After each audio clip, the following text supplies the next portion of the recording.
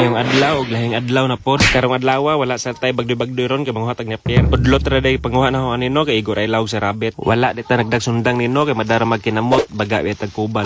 Ako ara ning gidalig pagpanguha no basi mapasmo atong binuhi. So mao tong paghuman og pagpanguha ni uli dayon ko. Grabe sa kainit sa panahon no. Musamot jud tani kay pagtong. Pero okay ra hatman pud ta. Pake. Ug sa akong paglakaw no giabat ta dayon sa kabaw. Kay gamay man akong gipanguha no ako na lang gipaikag. Kay saon man udto na kaayo dili na mapa sa oras ug duty para bata. Og mao dinhi ang manggahan og natad sa tubang sa mong balay. Nindot jud ani magpuyo no kay grabe kalinaw. Makawalag stress jud ani no kay presko ang tae. Ay stay hangin. Usapon na kanindot og magpuyo kanin no kay malayo ka sa problema. Kay dako kayong problema no kung makasalingan kag marites. Bitaw joke ra. Og niabot ta sa bay no mao ni ang palibot. Wala jud kay makitang silingan no kay mao ni among ganahan. Kanang walay makadungog og yawan mi sa among inahan.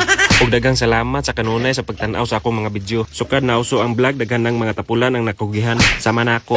Og daghan na pog mga adik-adik ang nagbag-o tungod sa vlog. Or nag-vlog lang para naay pang S. Bitaw, mao dinhi ang rabbit nga akong gilawgan. Duha ra ni kabuok kay dili man tulo.